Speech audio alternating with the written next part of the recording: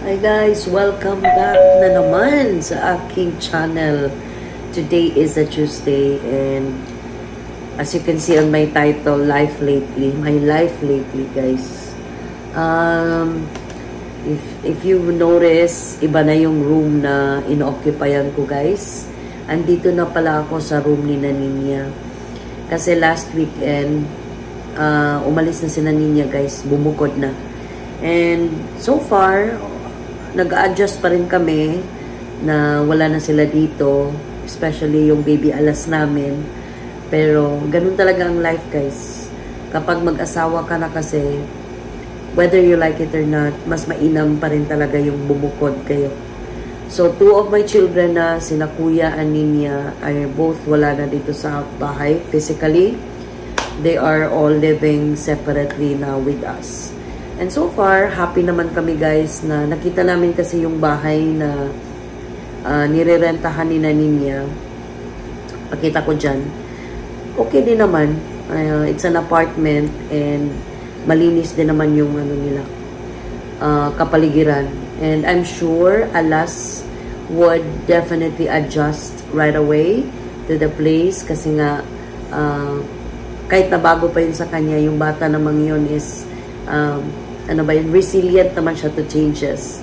So, happy na rin ako guys. Kami ng papa niya na at least ngayon, yung mga anak namin na nagsipag-asawa na is, na rin, nasa kanila na rin mga tahanan. So, ang natira na lang dito guys is si ako, si Daddy, and si Kian. Yung laki-laki ko na. Ay, nako. Laki kasi kung kumain kasi hindi na ako masyadong kakain ng rice muna. I have to cut down muna on my rice because I took a sugar test kanina around 10 minutes ago.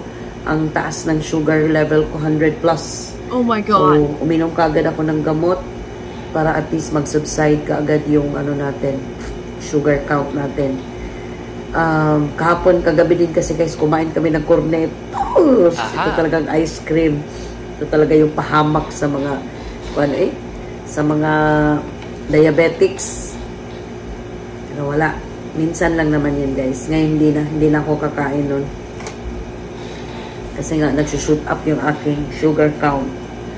And so ngayon guys, nag-rearrange kami ni Daddy. And yung aircon nila niya hindi nila dinala.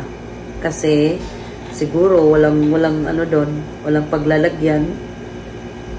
Kaya hindi na lang nila dinala. So, good thing, andito lang to. Nasa, lang, dito, pakita ko sa inyo, ha. Oh, ayan. Oh, mag-room tour na lang din tayo, guys. Dito sa room nila. I-on ko muna yung ilaw. Ayan. So, dati, pagpasok mo dito, guys, bubungan ka agad sa'yo yung cabinet. Yan. So, nilipat namin ni Daddy yan from here. Nilipat namin siya dyan. Oh, para hindi siya maka-occupy ng space. Tapos, yung PC ko is nilagay ko lang dito. Hindi ko lang pwede ipakita for confidentiality purposes. So, yan yung PC ko, yung table ko. And then, dito naman guys, is nilagay namin yung Orion ni Daddy. Dito nakalagay yung mga gamit ni Daddy. Yan, yung mga shirts niya. Konti lang naman kasi yung mga gamit ni Daddy. So, maipapasok lang talaga siya dyan sa Orion na yun. Ang tagal na to sa amin, guys. Nabili namin to when Ninya was born. O, diba? 1990. Kailan ba na-born si Ninya? 1993. So, yun. Nabili ko to. At hanggang ngayon, patibay pa rin siya. Although, eto, bumuka na tong portion na to. Kasi, nag-discolor na siya at lahat. Pero gamit na gamit pa rin.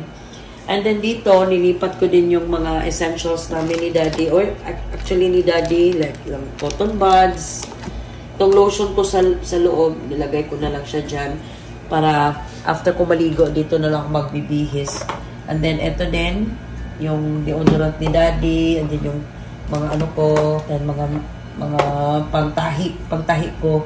And then, meron pa palang natirang perfume dito ni Daddy o hindi pa nauubos. And then, hand cream na naman. And then, sa likod nito, guys, is nilagyan ko ng dito ko nilagay yung aming kabayo para kung magpa-plancha ako, direkta na siya sa outlet. Ayan. Tapos dito, since hindi nila dinala tong sampayan, sinampay ko na lang yung ibang bags ko, guys. Ito yung bag ni Daddy na from TDCX na ang dumi-dumi na, Hindi na namin to gagamitin. Tapos ito yung binigay sa akin ni Butchoy na bag. It's a Buri bag. Ang tagal na rin ito. Nagagamit ko lang to, guys, kapag pumupunta ko ng beach. And then itong Victoria's Secret na bag. And then dito, guys, hindi ko pa pala ito na-arrange. I have to put this away. Ito yung mga LAN ko na cable, wires. Doon sa dati ko pang room. So, sa kabilang room. So, since hindi ko na muna ito magagamit, pati itong lagayan niya. So, dyan na muna sila. And then, yung mga extra pa naming mga ano ba yun? Abubot. And then, dito naman, kinuha ko yung nasa kwarto ko. Ito naman yung essentials ko, like yung deodorant. Kasi tig-isa kami ni Daddy para walang for hygiene na rin. And then yung aking mga primers, ang aking mga sunblock, yan, dito ko nilagay. Dito naman, dito ko nilagay yung aking mga iba pang gamit. Tapos yon yung mga alahas ko, dyan ko lang nilagay muna. And since may ditong toy ni Alas, ayan. I just kept it. Para kung sakaling mag-visit may yung bata, meron siyang malalaro. So, tapos dito, guys, since wala na pala tong door, guys, kasi nasira ni Nabutchoy. Pero yung door nito nasa labas lang naman. Dito pa pala, ayan. Ilagay ko pa yung ibang gamit namin. Ayan. Tapos yung plancha. Kasi nga, gamit na gamit ko rin yung plancha, guys, whenever I go out. Tapos yung brushes ko, dito ko lang nilagay. Yung mga maliliit kong brushes sa kabilang room. And then dito, guys, nilagay ko yung ibang mga damit ni Kian. Yung mga malalaki pa niya. And dito ko rin nilagay yung binili ko bago sa Zara. In-order ko lang. And then, to pre-love lang to, guys. Susuot ko to one of these days. So, ganyan siya. Yung common lang good siya nga design, guys. And then, dito ko rin nilagay yung mga maliliit na damit ni Ninya nung bata pa siya, guys. Ayan. Ano naman yan. Ang cute.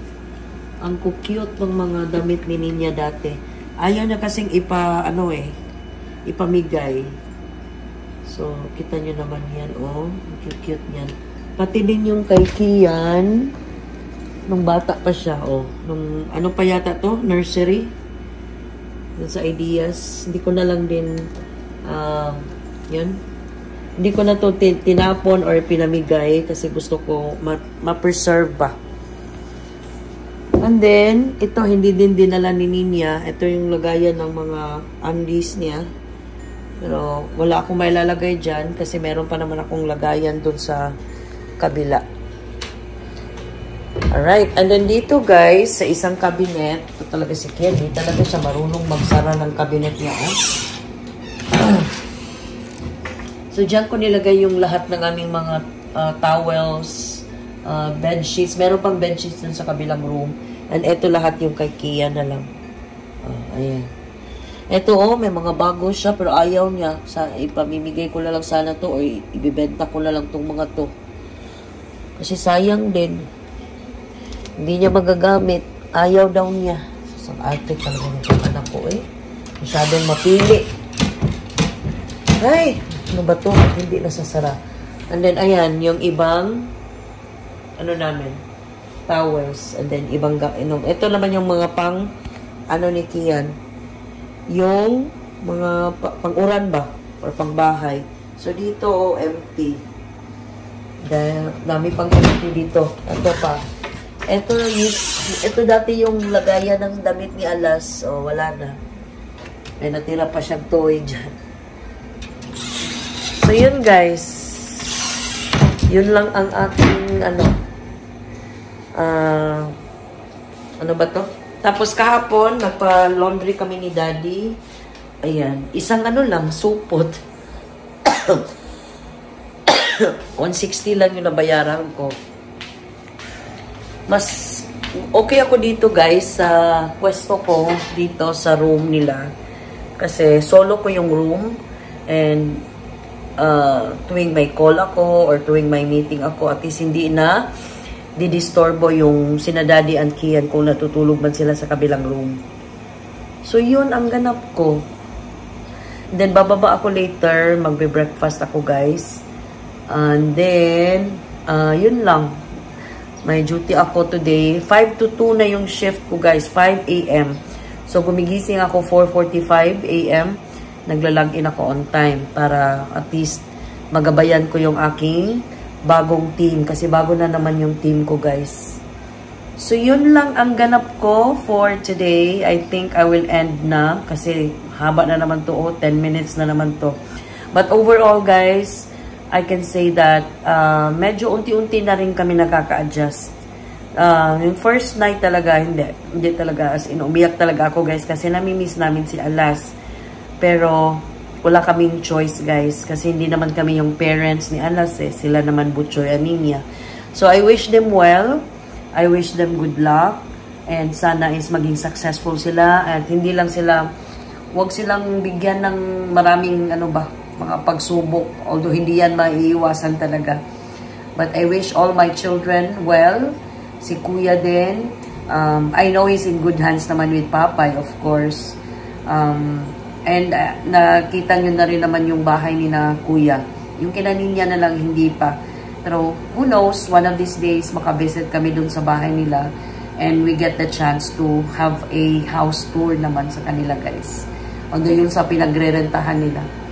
So, yan lang muna guys ang aking update for my life lately. Thank you again guys for watching my video.